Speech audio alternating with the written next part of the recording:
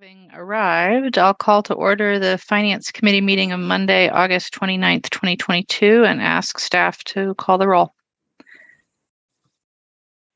Council President Furman. Present. Alder Carter. Present. Alder Verveer. Here.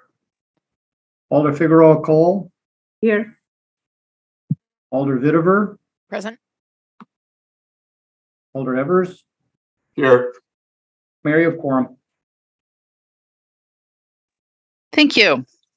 It looks like we have no public comment, so we will move on to disclosures and recusals. Do any members have disclosures or recusals on any items on today's agenda? Seeing none. We'll move on to the consent agenda. So we do need to separate items 12, 13, and 14 from the consent agenda. Are there additional items that members would like to have separated from the consent agenda? President Furman? Item number 11, please. Item 11. Alder Verveer? Thank you, Mayor. In addition, I have a question on agenda item number 4, please. Item 4. Are there any additional separations from the consent agenda?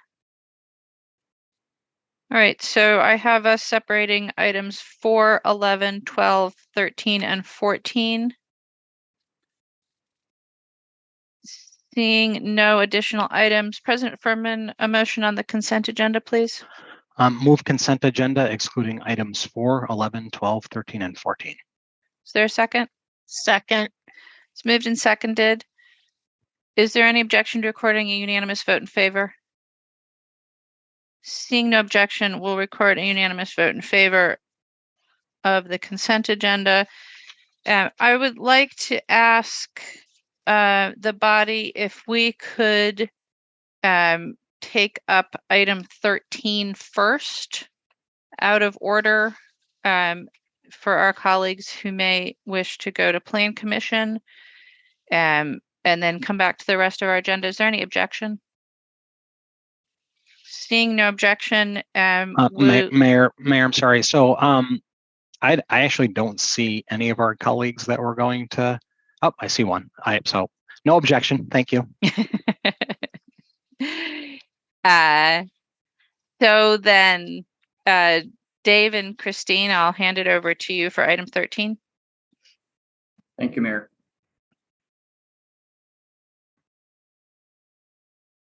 Good afternoon, everyone. Can you see my slides? Great. So I'm going to go over a brief overview of the budget calendar and Common Council amendment process.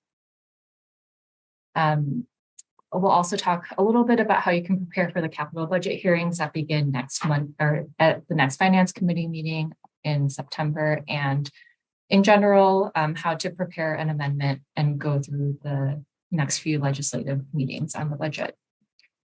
So this slide just provides an overview of all of the key budget dates for the year. On the capital budget, we started the process a little over 5 months ago, and right now we are preparing to introduce the executive budget to the Common Council on September 6th. And then we'll have agency presentations on their budgets on September 12th and 13th, followed by deliberations on Finance Committee amendments on the 28th. On the operating side, we wrapped up agency briefings to the mayor's office earlier this month. All of the agency proposals are available on our website at cityofmadison.com/budget, and you'll see a section for agency requests, which you can review at any time.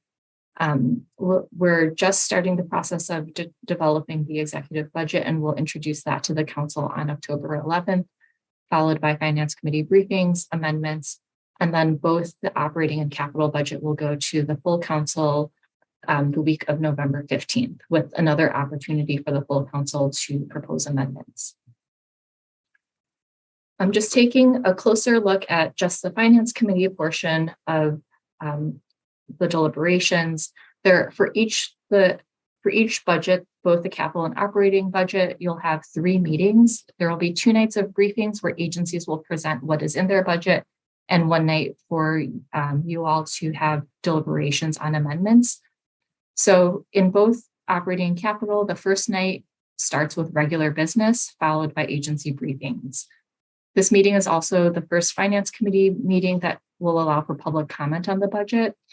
And we're suggesting the order of the agenda to start with the consent agenda. So staff who are only there for a regular agenda item may be dismissed early if it's passed on consent, followed by public comment on both regular items and the budget, followed by the regular agenda, and then transitioning to the budget hearings.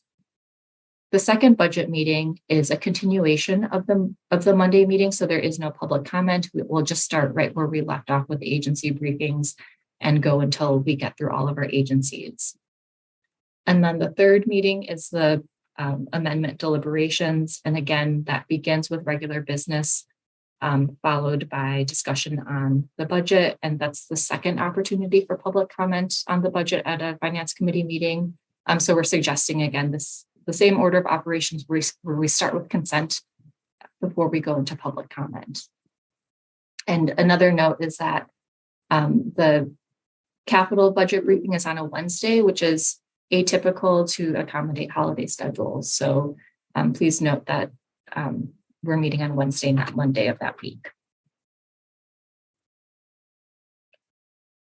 And then in terms of the timeline for submitting an amendment,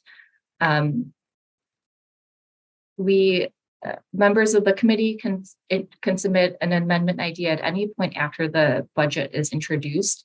We typically recommend waiting until after the budget briefings so that you have the opportunity to ask questions of agency staff and get a deeper understanding of what's in their proposal. But you can start getting your ideas to us as soon as the budget is released. We do have this step 3 is what we typically have called amendment week, which is the period in time after the briefings where we ask you to submit all of your amendments. For the capital budget, we ask that you get us your ideas by Wednesday, September 21st at 12 p.m. And we attach that to Legistar and send out those drafts by Friday at noon. And then again, that's to give everyone enough time to review the amendments before the committee votes.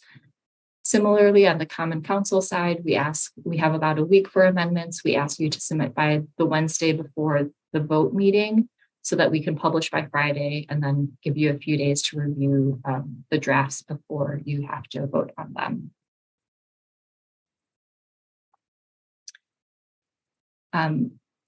So again, we will be publishing the executive budget next week on Tuesday. We expect the book to be a little over 200 pages long, which is a lot to review in a short period of time. I'd recommend reviewing the overview of agency capital requests, which is a presentation we gave at Finance Committee in May.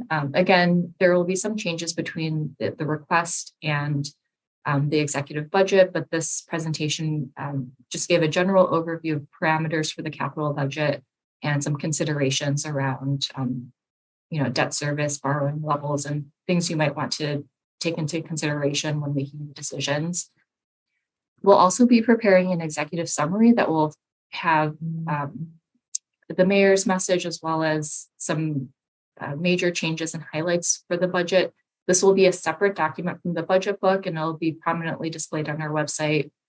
I'll send you all a direct link to it as well. But I would say if you only have time to review one thing, review the executive summary. And then if you'd like, each of the agency budgets will be posted online as separate PDF files that will include a narrative description of major changes compared to the 2022 adopted CIP. And then we'll have tables and graphs showing the funding source and a narrative description of each of the projects. And we also include a glossary and some appendices to help an overview document to help understand how to interpret each of the budget sections. So just going a little more deeply into the amendment process, The amendment process exists so that alders have an opportunity to propose changes to the budget, which is typically an increase or a decrease to an existing project or program. Any alder can propose an amendment. For the Finance Committee amendments, a Finance Committee member must sponsor the item. If you're not a member of the Finance Committee and you'd like to propose an item, you can ask the Council President to courtesy sponsor an amendment, or you can wait until the budget goes back to the full City Council, at which point you can submit an amendment as well. In terms of what information should be included in your proposal, at a minimum, you would want to know which agency's budget you're trying to amend, the program or project or service that you would like to make an amendment to, and a brief description of what exactly you're trying to accomplish through the amendment. You don't need to have a fully fleshed out proposal. We're happy to work with you to sort out some of the details, but you should at least have those basic facts down before you reach out to us. And again, in terms of timeline, you can start working on your ideas anytime after the executive budget is introduced. But typically this has occurred after the agency hearing, so you can get a better understanding of what's in the agency sections. And we ask you to please adhere to these deadlines of getting us your proposals by the Wednesday before the deliberation meetings. And this is just to make sure we have enough time to put together the packet to send it out by the next Friday.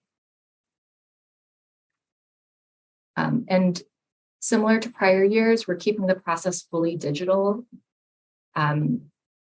We ask that you submit your ideas to us by email. I'll have a slide that shows who's working with what agency in a few slides from now.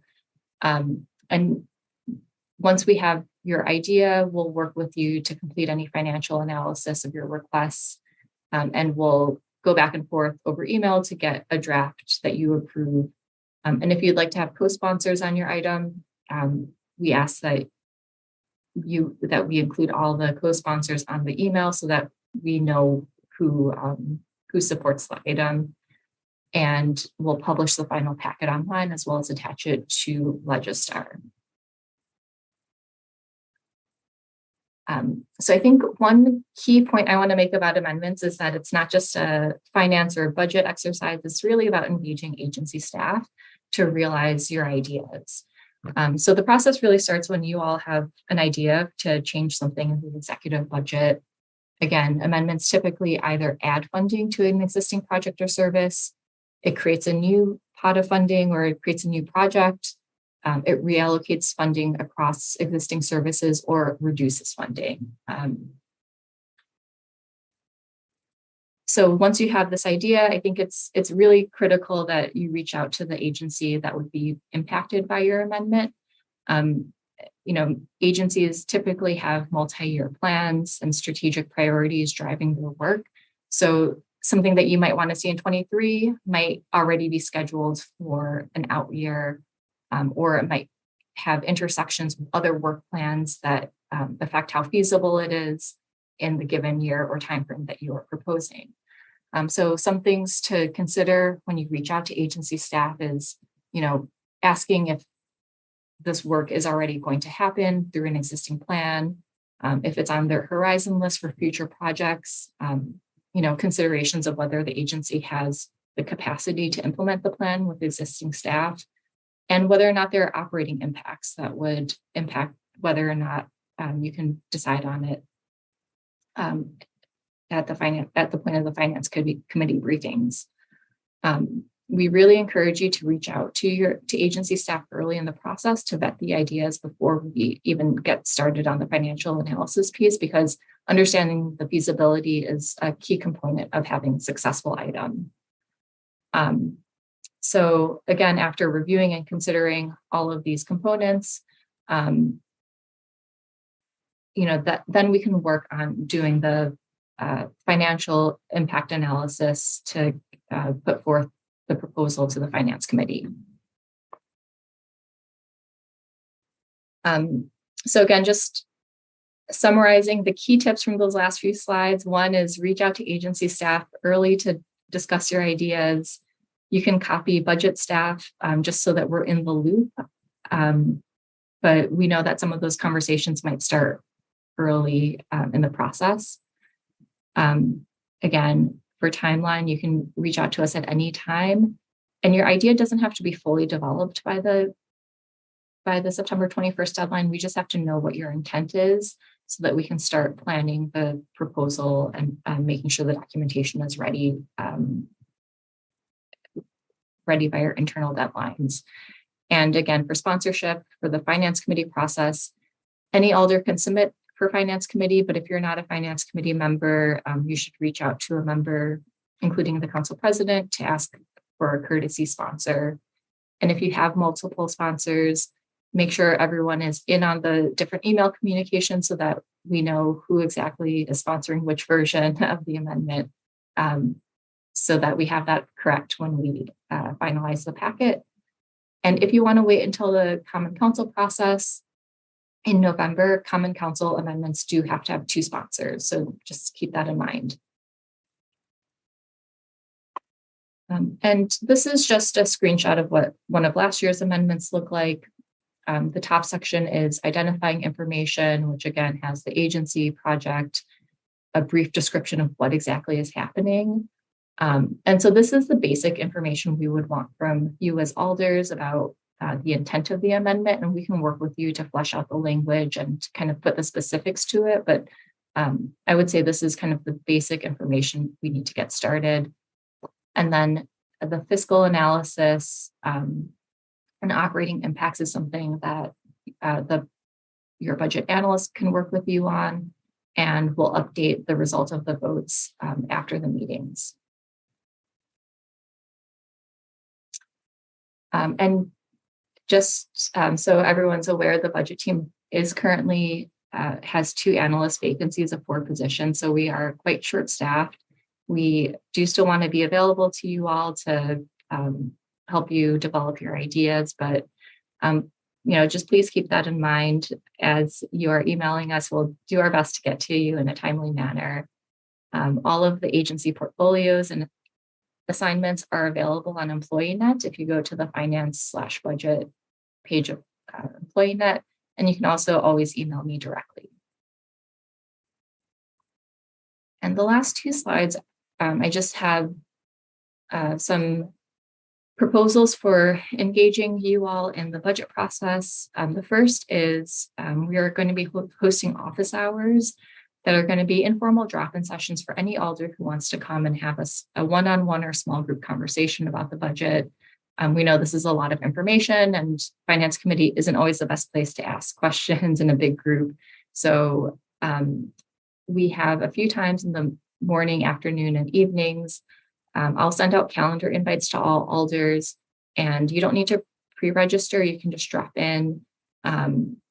We'll keep a max capacity at 4 alders at a time. So if more people want to join, we'll keep you in the waiting room until someone is able to leave, and we'll keep monitoring that. And this is really bring any questions you may have. There's no question too small to ask. And if these times don't work for you, please reach out and we can schedule a one-on-one meeting.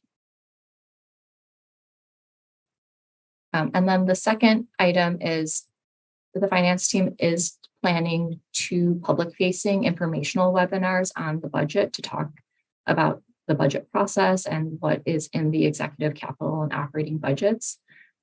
We are planning these for mid-October after the release of operating, and we have 2 tentative dates that are subject to change, but one evening meeting on Thursday, October 13th, and one on Monday, October 24th.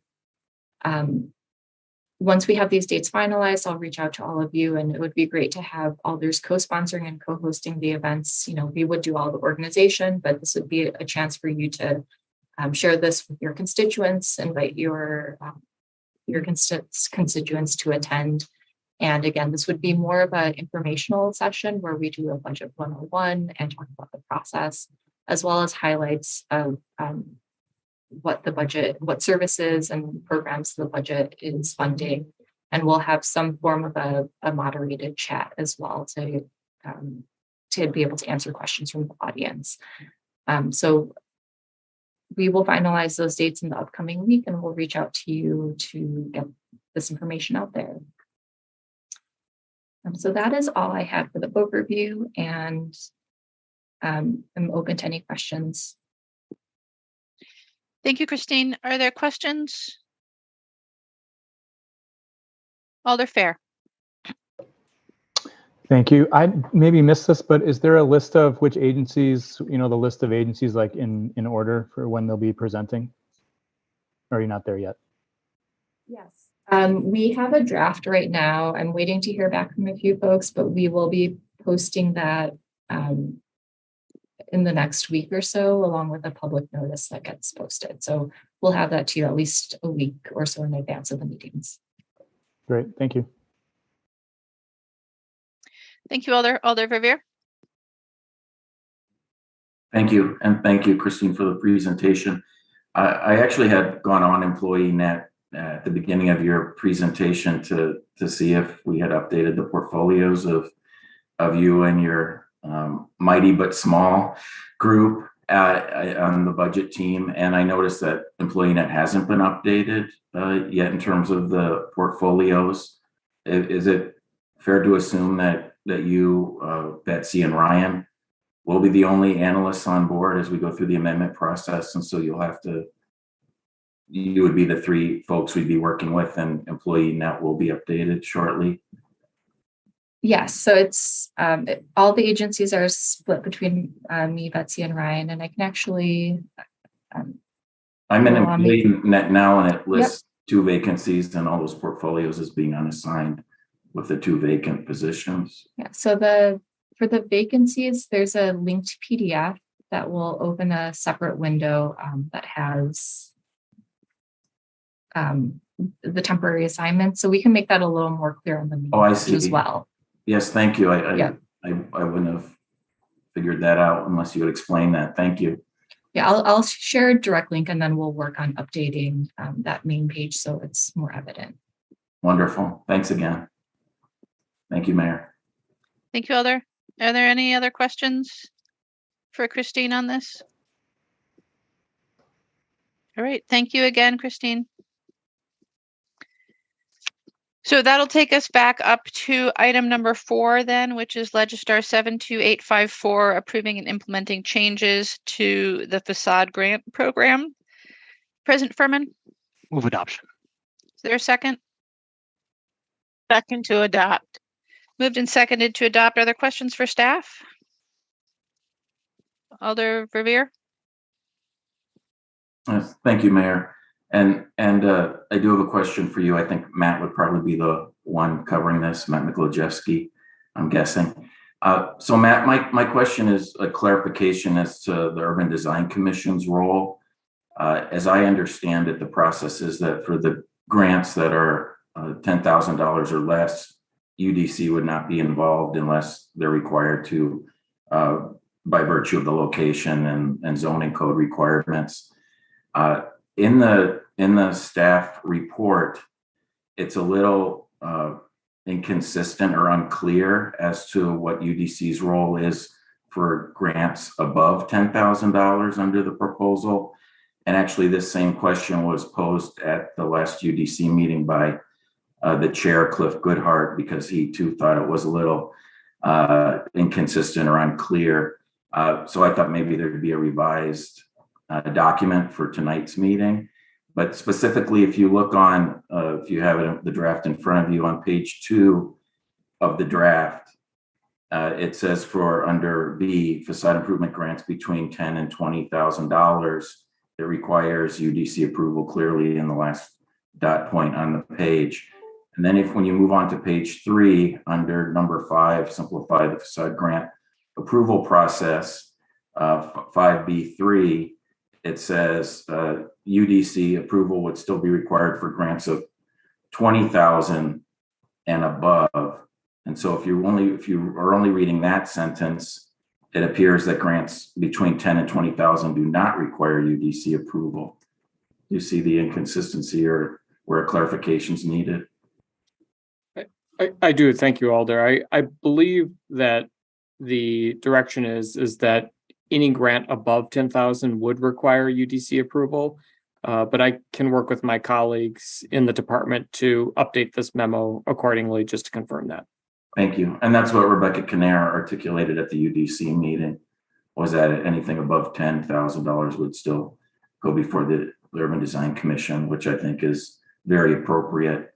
And so thank you for perhaps clarifying that for folks that might be reading the document and confused in the future. Yep. That's all I have. Thank you both, Mayor and Matt. Thank you, Alder. Are there other questions for staff on item 4? Seeing none, there's a motion to adopt. Is there any discussion? Seeing no discussion, is there any objection to recording unanimous vote in favor? Seeing no objection, we'll record a unanimous vote in favor of item 4. And that will take us to item 11, which is Legistar 72856, amending the 2022 operating budget of the police department, accepting a Safer Communities grant from the state. President Furman? Move adoption. Is there a second? Second to adopt. Moved and seconded to adopt item 11. We'll go to questions for staff. President Furman, I believe you had questions. Yes, thank you, Mayor. My questions are targeted towards the sign-in bonus. So I actually wanted to start with Erin and HR and just get a better understanding what, if any, other departments are currently doing sign-on bonuses. Erin? Hi, thank you. So we have several agencies. We have parks, streets, engineering and traffic engineering that are using sign-on bonuses to stay competitive. They're using those for hourly positions. We have some permanent positions that we are posting at a higher starting rate, a higher step rate, so that we can attract candidates and stay competitive for permanent positions. So while not exactly a sign-on bonus, and those are occurring in streets, engineering, and metro transit. So while the sign-on bonus isn't exactly the same as a higher start rate, it's pretty similar in the sense that it's short-term increase in wages over a period of time. Thank you, Erin. I appreciate that. And those particular increased starting salaries, those are not part of any negotiated agreement. Like those are not labor unions or anything like that. So one of them, Metro Transit, the increased starting rate was negotiated with the Teamsters. Yeah. Got it. So there is something that was negotiated with the union, but the rest of those positions are just part of, they're unfortunately not, general municipal employees. Yep. Great. Mm-hmm. Thank you. Appreciate that clarification and that information. Mm-hmm. Thank you. I have some questions for Assistant Chief Patterson. I will let everybody know I did send this to him earlier, so I'm not surprising him with anything, but did want to get a little bit more information out there and a better understanding of this proposal. Assistant Chief, can you, I assume you're the right person to help, otherwise you probably have some people here that can help you, but I was wondering if you could just let people know what the starting salary is for police officers in Madison and a rough idea of how that compares to other departments in the state. I might have to lean on Teague for the exact starting salary, but it's just below $60,000, President Furman. And for a long time, our starting salary was near the top in Dane County. And right now it's no longer near the top. We do catch up over time with the education incentive, but it does take several years for us to surpass some of our partners. So for example, like Fitchburg, Dane County Sheriff's Department, their starting salary is higher than ours. And thank you, Teague. It's $56,462 is the starting salary for police officers. So I almost said 57, so I wouldn't have been too far off, but $56,462. Great, thank you. Do you know if any other departments in the state are currently doing hiring bonuses, and if so, what that looks like? We did do a pretty comprehensive analysis through our finance section once this funding was announced, because prior to the announcement from Governor Evers, there were several departments that had already moved to sign-on bonuses. It's kind of it was a spattering around the state of Wisconsin. You know, Waukesha stands out to me. I think their sign-on bonus at the time was around $6,000. And then it really fluctuated when you started looking throughout the Midwest. You know, up in Minnesota, there were a few departments that were around the 5,000 mark. There was a few that had bonuses as high as $10,000. You know, it was pretty wide variance, you know, throughout the Midwest, but locally it was for the most part under the $10,000 threshold. But the $2,000 for in-state sign-on bonuses that is being proposed in this resolution was actually set by the state guidelines for this particular grant. So that was not us coming up with that dollar amount. It does allow you to go as high as $4,000 depending on years of service if the recruited officer comes from out of state. And so it would be basically a $500 incremental increase per year of service out of state with a maximum sign-on bonus of $4,000 for that individual. Thank you. Do you have any comparisons on what their starting salaries are versus ours? I mean, I don't expect you to kind of list them, but maybe is that information that you could provide just so we could have a better idea of how competitive we are with the starting salary versus the other bonuses. So some of those other examples. I guess that's not even a question. That's just FYI. I think it'd be good for us to better understand, you know, how we're competing with those that have either equal or higher bonuses. No, that's a good question, Alder, and it's been a couple of years, I think, since we performed that analysis. I think it was for you and Alder Bedar at the time, so we will refresh that and get it out there. One of the things that I only recently learned is that it's not really typical for a lot of departments to do training like we do. So we actually, when people join the department, they obviously don't need to have already gone through training to be a police officer. We pay them, we hire them, then we pay them to be trained, and so they get a salary as well as cost. Do you have a rough estimate of how much it costs for us to train a Madison Police Department officer? Well, we staff our own academy, so that's pretty, or we run our own academy rather, so that's pretty unique. There are not a lot of departments in the state that do it, less than 5 right now. And so what it does though, is it gives us flexibility as to who we can hire. So like you stated, other departments don't have as much flexibility, and they need to actually hire individuals who have either funded themselves to go through a state run program, that's the state 720-hour program, or perhaps they had been sponsored by a police department to go through the state run academy. So what we're able to do is pull individuals in from all walks of life, run our own academy, and so we do pay the staff time, obviously, for our 7 training officers to run the pre-service academy. So we could quantify it in that way, but it gets a little tricky because we do bring a lot of instructors in from all over the department who are kind of ad hoc instructors who may teach, for example, crisis intervention training, or they might teach a firearms portion, or they might teach, professional communications. It really depends on what the need is, what the size of the class is. Because we have instructor to student ratios that we have to maintain when we run our own academy.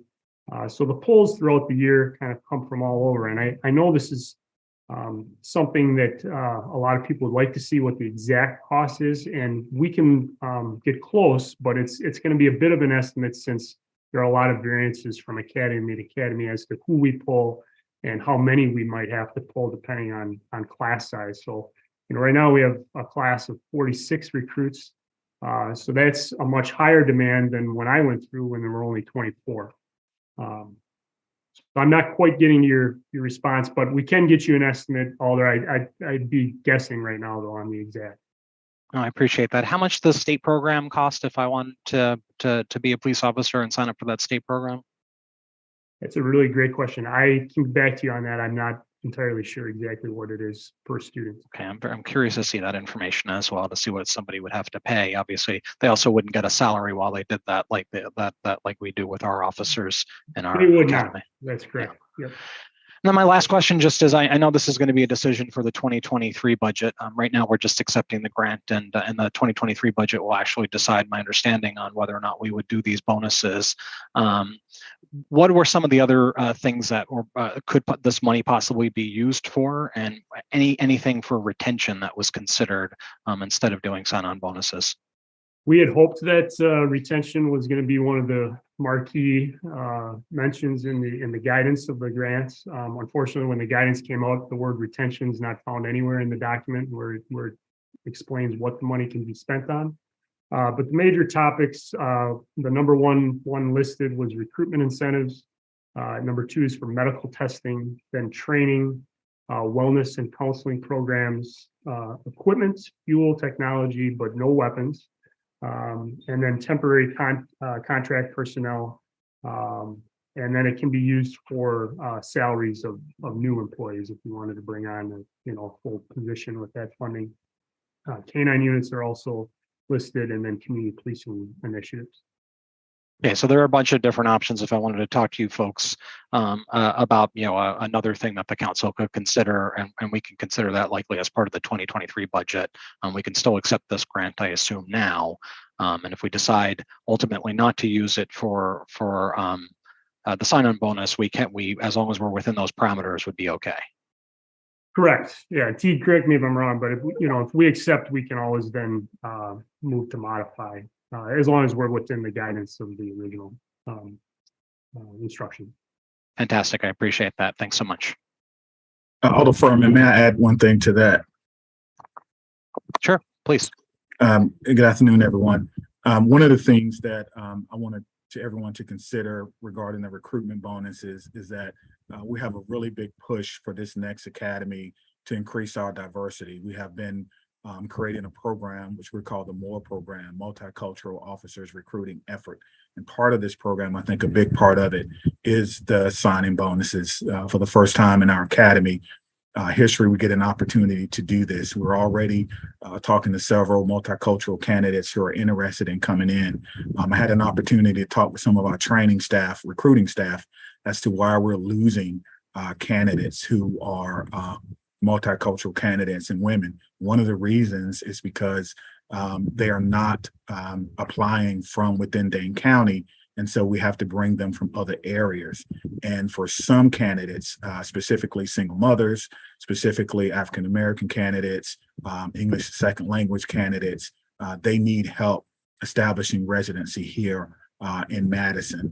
I've been on with several presidents of historically Black colleges and universities as recently as last week, trying to pitch the idea of bringing candidates to Madison. I've also partnered with 2 institutions, private funders, who want to help with travel costs for multicultural applicants. And so I just see the bonuses, as you consider this, as a part of our effort to do that. If you look at our numbers, we're not where I'm comfortable, where we need to be with bringing in women and multicultural candidates. During my process, the Police Fire Commission was very specific about, Chief, what are your plans? What are your thoughts on diversifying the police department? And right now we're struggling specifically with African-American females. We're struggling with people from some of our Asian communities. And even at the last India Day that I was at, I was pitching the police department there. And so we have some work to do. And so I just encourage you to kind of think about it broadly as we try to support that effort. Again, it's called the MORE program, Multicultural Officer Recruiting Effort, and we're in full swing right now. Thank you, Chief. I know you probably can't answer this question, so you probably just tell me you can answer it. I hope and assume that this is part of our negotiation on the new police contract as well, because this is a one-off. And I appreciate those goals and think that's incredibly important. But this seems like this is also a structural issue that we need to be addressing as well. Yeah, I'm not a part of the union negotiations. Thank you. Contract negotiations. Thank you, President Furman. Alder Rivera, questions? Thank you. Yes, switching topics for the chiefs and Teague. I wanted to ask specifically about the use of some of the funding for the stratified policing model.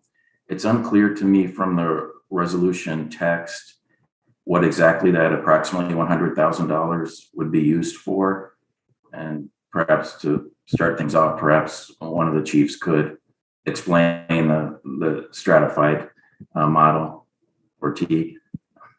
Sure. I'll just start by explaining the model, then I'll swing it over to them if they have any specifics. But stratified policing is a national award-winning crime reduction and community engagement model.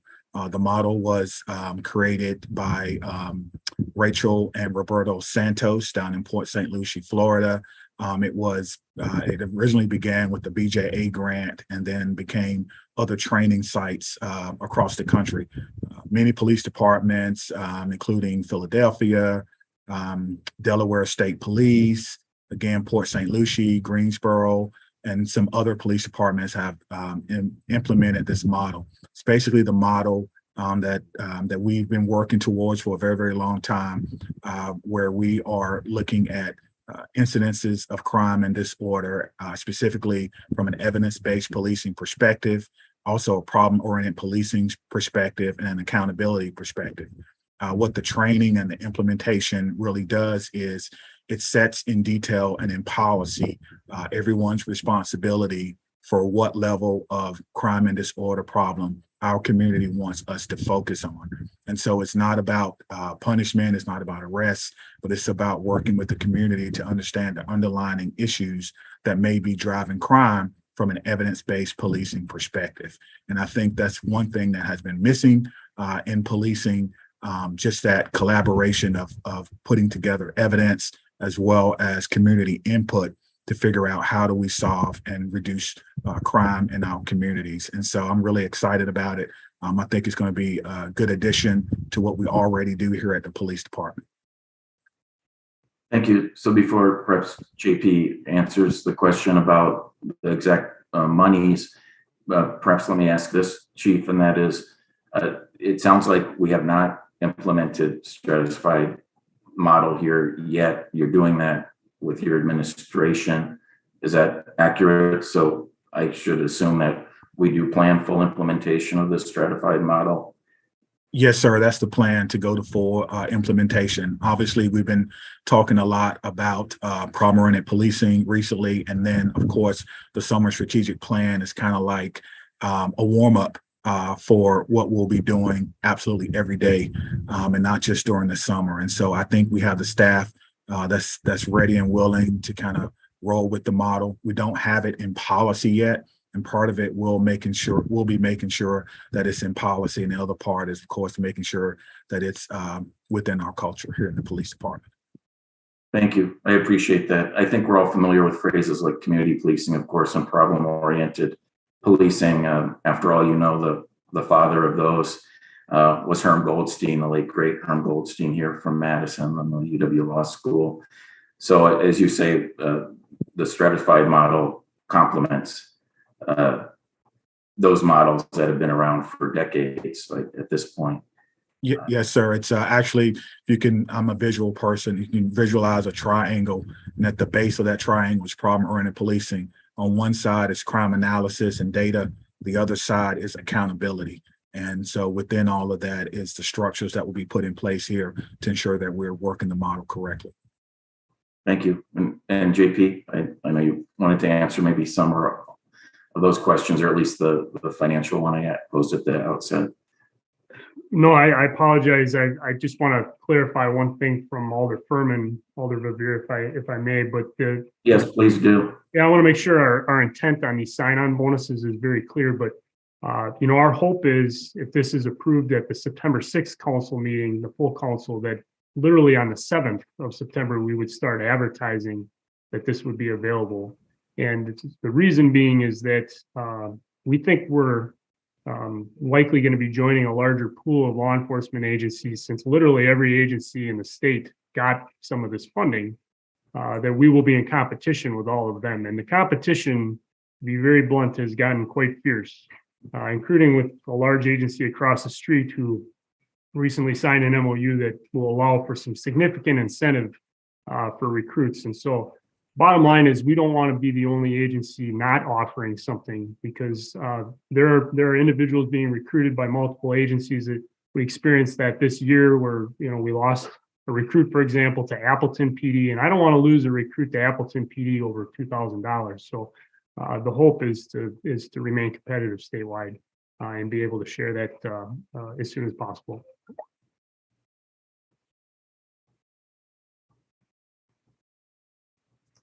Thank you. So I'll restate my original question about the stratified model, and that would be in the resolution. It calls for $98,000 to be used what appears to be for training. Then the word assessments also in there. So I guess Teague, you'll be the one to help me understand what exactly the $98,000 would be used for. That's right, Alder. I'll defer to Chief Patterson for more specifics, but it's my understanding the money would be used to bring in external trainers. I see. That's right, Alder. We're hoping to actually contract with the authors of the stratified policing book, like the chief mentioned, the Santoses, and have them come in and do command level training with every commander on the department, and then also conduct an internal assessment of how we're using data now and how we can better use data moving forward. Yes, sir. Having gone through this before, so one of the things that they do is really a comprehensive kind of almost analysis of the police department to let us know where we are, where our gaps are. They do surveys and focus groups. What is our understanding of problem in the policing, community policing? Where are our gaps? Where are we spending?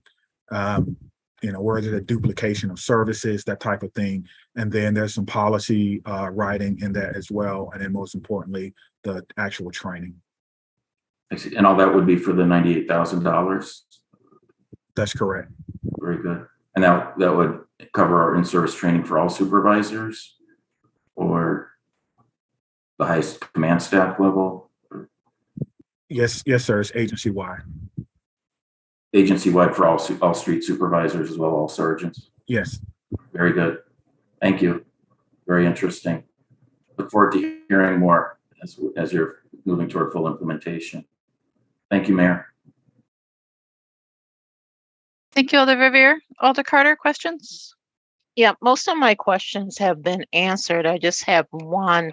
Well, I have two things. One is a comment that even the state of Wisconsin is offering bonuses because we are not always up to snuff with other states as far as salary. My question, and whoever can answer it is fine, is regarding the Shot Spotter Connect. Is that a software designed by the authors of the Stratisfield Policing? That's a tongue twister. Wait a minute. Yes, ma'am. Stratified police. No, it is Thank you. not. It is not designed by them. It's actually not designed by ShotSpotter either. ShotSpotter purchased the software from another software company named Xavier and Hunch Labs. So they actually purchased the software. But essentially, I'll give you, I guess, an illustrative.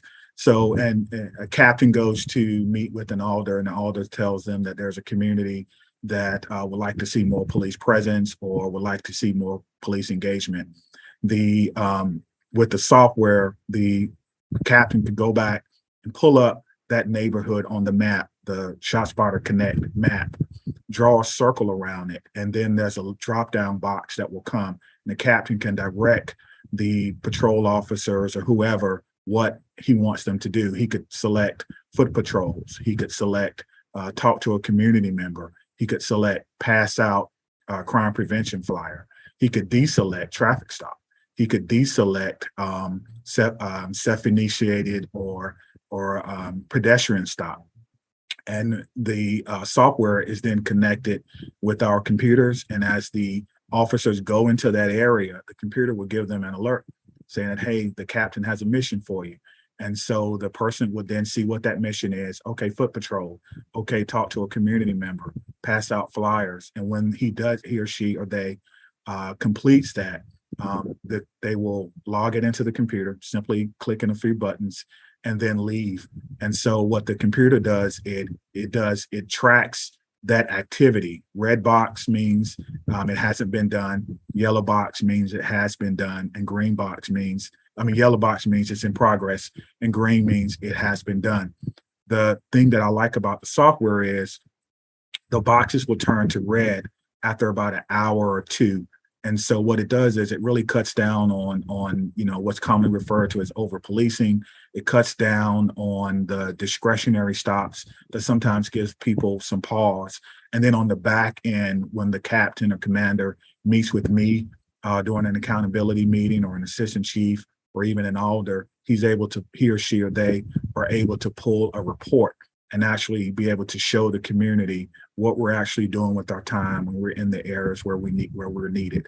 Also, obviously, we can overlay that with crime. And so not just community engagement, but if there's a specific crime focus, they can also deselect what they want them to do with that. And so it's just another way to measure how we're servicing our community, the things that we're doing, and be able to demonstrate that not only to our community, but to our leaders, the media, business owners, and other people that we value as community partners. Thank you. Thank you, Alder. Are there any other questions for staff on item 11? Seeing none, the motion is to adopt. President Furman, discussion? Yes, thank you, Mayor. I was going to support this item this evening, but was now surprised to hear that we won't actually get to make a decision about these bonuses in our 2023 budget. And if we support this, it sounds like the department's going to go ahead and advertise it and more or less commit us to spending this money in 2023 outside of our 2023 budget discussions. Obviously, the council can decide not to fund that in the budget, but that would be really unfair to the applicants that were expecting to see those bonuses, because that's what the department would be advertising. I think the retention bonuses are a Band-Aid. I get that other departments are offering it. I'm hopeful to see some more data to better understand that. But I mean, we're putting a Band-Aid on a retention problem ultimately. I think we need to continue to do everything we can to make sure that the Madison Police Department is a place people want to work. And to me, $2,000 bonus in the beginning isn't going to make that much of a difference. I get and remember seeing the data when I asked about retention information a few years ago, that we aren't as competitive as other departments for starting salaries, but also recognize we're paying officers obviously to get trained, and they're not having to pay for training, and then we catch up pretty quickly. And so I have repeatedly told the department that I think it's a good idea for us to be looking more at our salary, and I'm hoping that's part of discussions of negotiations with the union. I know a lot of that is out of the people's hands that are here this evening, and so I'm hopeful that we continue to figure out ways to retain our officers. We have to keep our officers. I don't think this is a good use of funds to have a bonus, and really would prefer us to be spending that on something else to make the department more attractive for officers to stay. I'm hopeful that people recognize this is a good department and they come to it. Not that we have these $2,000 bonuses that we're only going to do for a year, based on the state grant. So this evening I will be voting no to accepting this grant, because it looks like my only option other than trying to scramble and try to figure something out. So my recommendation will be no, and before it hits the council, maybe there could be an alternative presentation, an alternative option for the council to consider rather than doing those bonuses. Thanks. Thank you, Alder. Is there further discussion? Alder Carter? I'm going to be supporting this item for two reasons. It is so vitally important that we have an agency that is extremely diverse. That is so vitally important, especially when we have staff going out into the community. It's important because the community responds in a to people that look like the community. And sometimes, just sometimes, bonuses is really what makes you come and makes you stay. We live in a time when you don't have to stay at any job you don't want to stay at. It's very fluent. The silent generation is the last generation to work 30, 40, 50 years at a job they don't like because it's a job. Those days are gone. If you get a job now and 6 months later you say it's not me, you're not going to suffer for 2 years before you look for another job. You're gone. So I do think the sign-in bonus is a tool that we can use. And I agree that other things need to happen, but it is a trend that everyone is using right now. But my concern is making sure we have a diverse staff of women and people who are bicultural, which is so important right now in this moment that we live in. Thank you.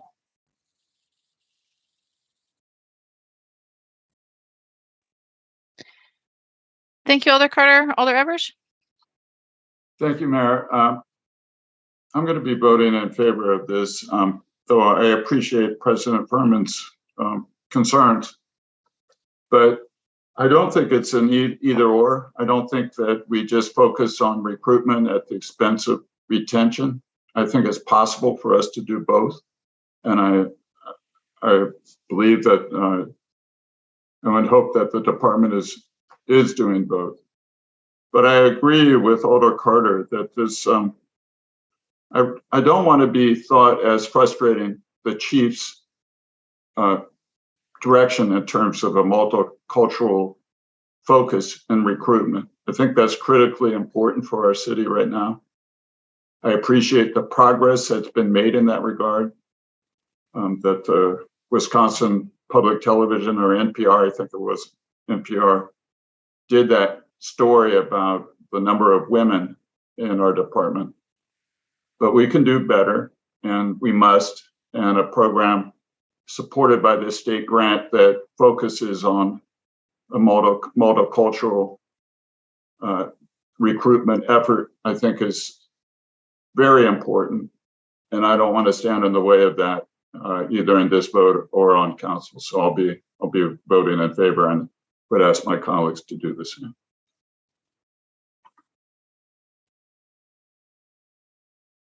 Thank you, Alder. Is there any additional discussion? Seeing none. President Furman, did you want a roll call or simply? So is there any objection to recording a vote in favor with the exception of President Furman? Seeing no objection, we'll record President Furman as voting no, and the rest of the body is voting aye. And that item will pass. And that will bring us to item 12, which is the discussion item on the meeting format for the rest of 2022 Finance Committee. Christine, I believe this is you. Yes. So the last time we discussed the schedule for the Finance Committee meetings, we talked about having the budget deliberations as hybrid. And there was a request to revisit this item at today's meeting after the council had been through a few hybrid meetings. So this is just a list of the upcoming meetings. On 9/6, there will be a special meeting for the debt sale that will be in person right before the Common Council meeting. And then 9/12, 9/13, 9/28, 10/17, 10/18, 10/31 are all budget hearings or deliberations on amendments. A few of those meetings will have regular business. But if we wanted to keep with that plan, these would all be hybrid meetings, and the final Finance Committee meeting of the year, which is 11/28, would be virtual. So just taking this moment to confirm that the committee still wants to move forward in this direction with budget deliberations and briefings in a hybrid format. Thank you, Christine. Questions or discussion, President Furman?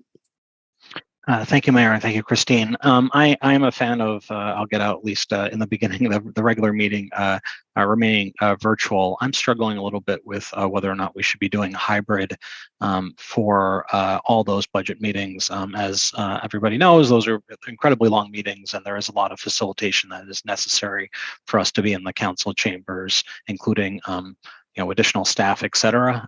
So I'm not convinced that we should necessarily be putting that kind of effort into doing hybrid for every single one of those meetings. But I'm interested what people think.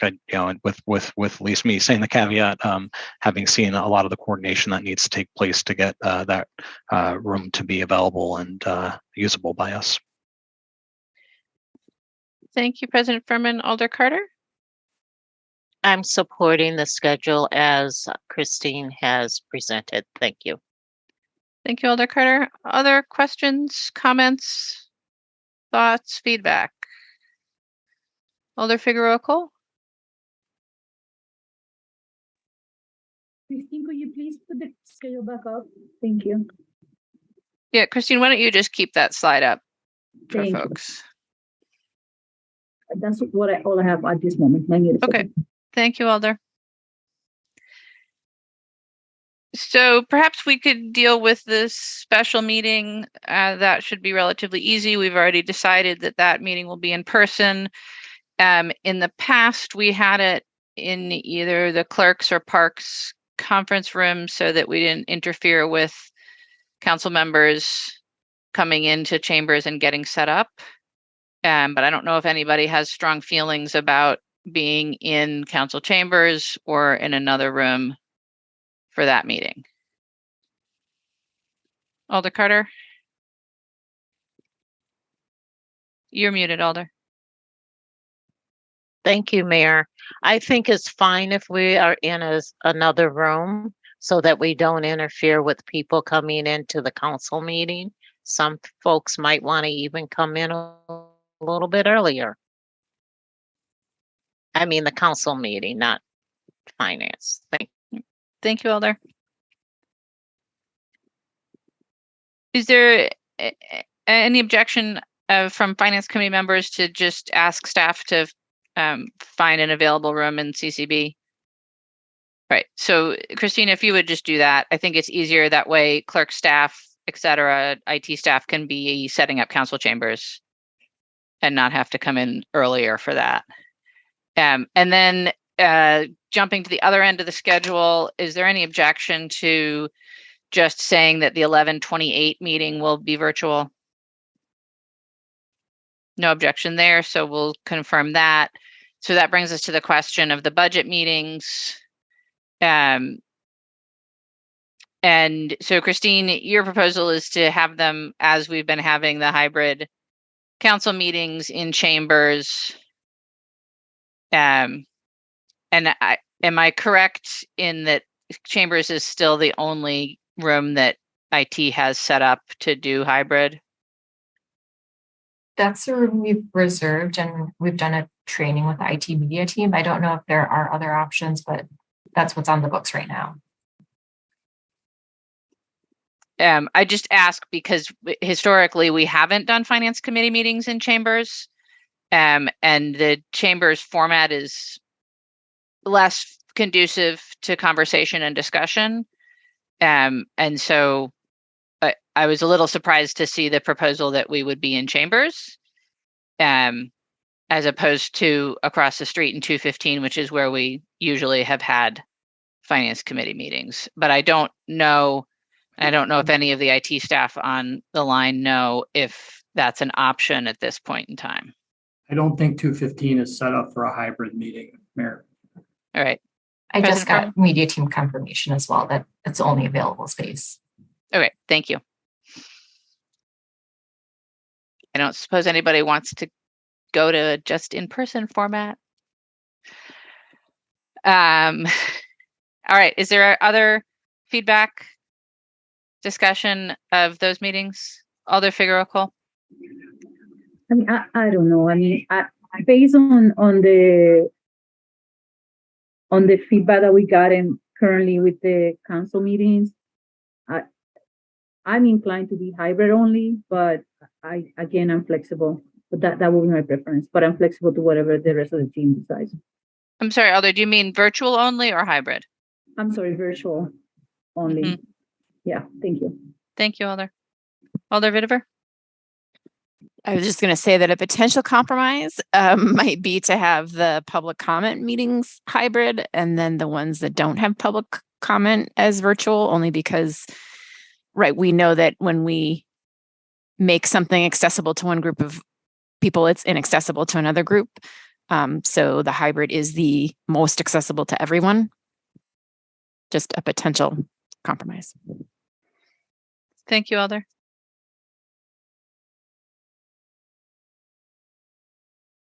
Any other thoughts, Alder Carter? Well, I hate to say it, but once again, Alder Vitiver made a good compromise. I could live with that. It's killing me. Thank you. So Alder Vitiver, just to be clear, you would be saying the 9/12, 9/28, and 10/31 meetings would be hybrid then? And it looks like 10/17 as well. Oh, yeah, sorry, 10 and 10/17. So 2 of the meetings would be virtual. President Furman? Thank you, Mayor. I would, my preference, and again, at some point, where it doesn't really matter too much, we're going to do something, would to be virtual only. Those meetings, all those meetings that we talked about, especially because they're regular meetings as well, typically go pretty late. So, I know every year I put together links to the videos, and those are going to 10:30, 11 o'clock. And so that's a long time to be in chambers. The second night is not nearly as bad. And so, but my preference would be to stick virtual only, not to have to do the coordination that's necessary to do the hybrid meetings. But obviously I would support if we're doing the compromise. Thanks. Thank you, President Furman. I mean, it's probably no surprise to anyone here that I would prefer us to be in person. To me, the compromise is the hybrid. So, this is literally the most important thing we do all year. And I just don't think it goes as well in a virtual format. I think there's real benefit to folks being in person. I think there's real benefit to you sitting at the same table as the staff who are presenting their budgets. I think there's benefit to the conversation as we're discussing amendments. I know that's not a popular opinion these days, but I really think we should be in the same room for these things. And to me, again, the compromise is to be hybrid. I think it will not be a great experience in council chambers, but I think it'll be better than being on a screen. So, Alder Verveer, you had briefly raised your hand. Did you want to weigh in before Alder Carter speaks again? Thank you. I was simply going to articulate that I'm agnostic on the question. I have the benefit of residing only 6 blocks from the CCB, so it's not really an issue for me personally. I will say though, if we perhaps pulled the several dozens of city staff, division department heads, and budget contacts that present at these meetings, I would presume that with family obligations and so forth, the vast majority would likely prefer President Furman's suggestion of virtual rather than having to have perhaps the peer pressure of coming to meet us in person in room 201 or taking advantage of being on Zoom. So anyway, those are my thoughts. Again, I'm relatively agnostic on it. I understand the arguments on both sides. There are good ones. Thank you. Thank you, Alder. Alder Carter? Well, let me, sorry about my dog. He saw someone walking in front of the house, which is a violation in his world. So let me just understand this. So the ones, the meeting dates with public comment would be hybrid or in hybrid. And the ones without public comment would be virtual. Is that okay? I just want to stay abreast of this.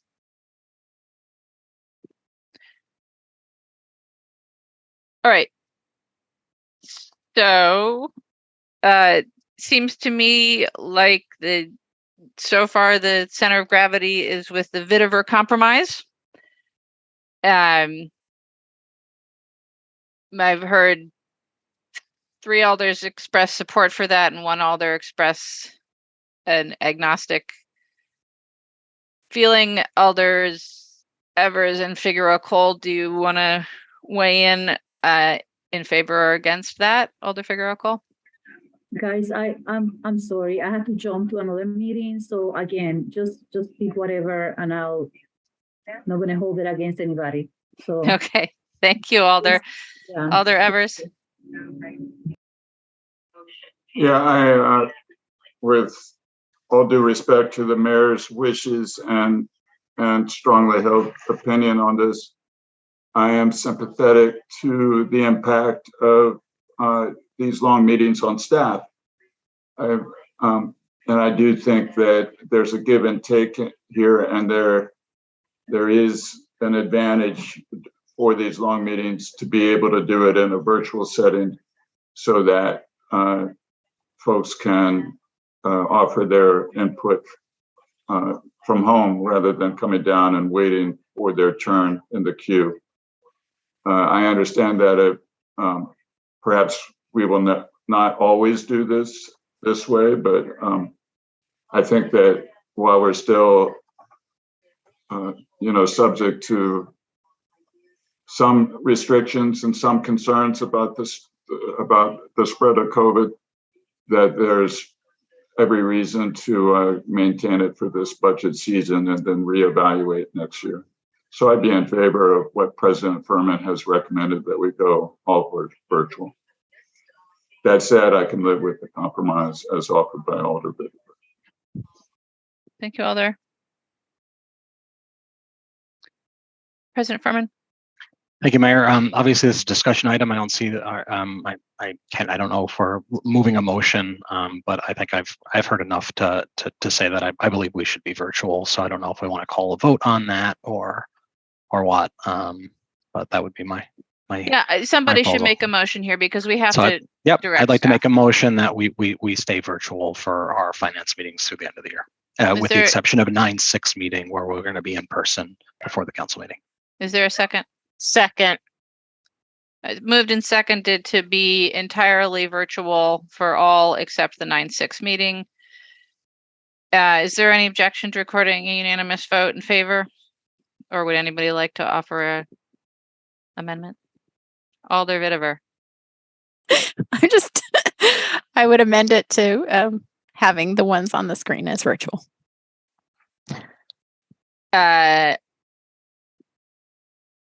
Is there a second for the Vitiver compromise? Well, isn't it except for 9/6? So Alder Carter, President Furman is not proposing what staff have proposed. He's proposing to take all the meetings virtually except for 9/6. Okay, thank you. And then what Alder Vitiver's motion, which is still lacking a second, is to propose her compromise where the meetings with public comment would be hybrid and the rest would be virtual except for 9/6. Oh, is there a second for Alder Vitiver's motion?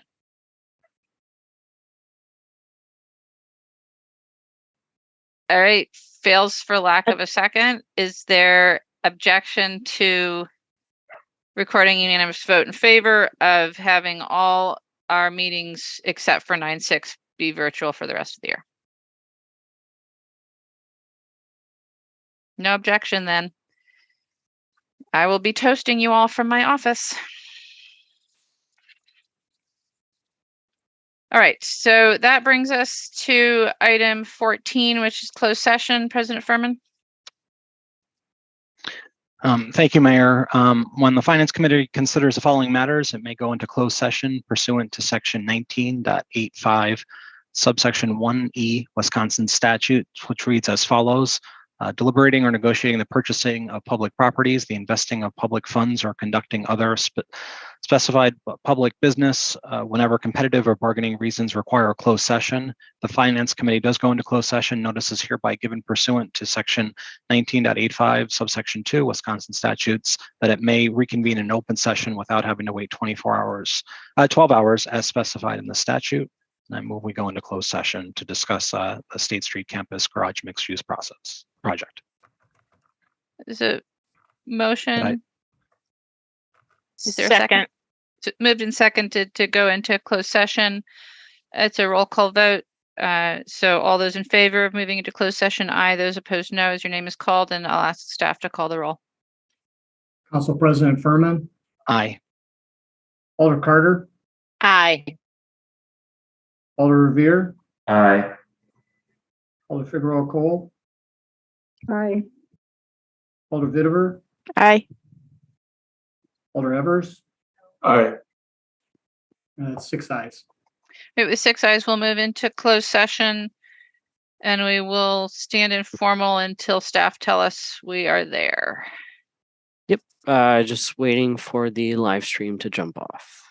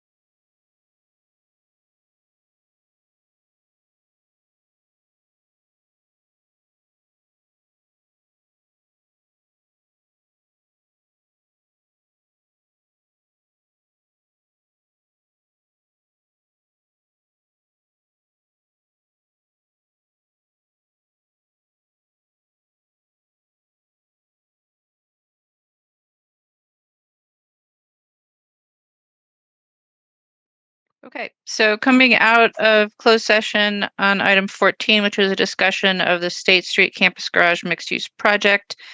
The report out of closed session is that the Finance Committee gave further direction on negotiations for that project.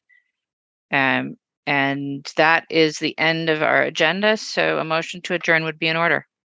Move to adjourn. Is there a second? Moved and seconded to adjourn. Is there any objection to recording a unanimous vote in favor? Seeing no objection, we are adjourned. Thank you all. Have a good evening.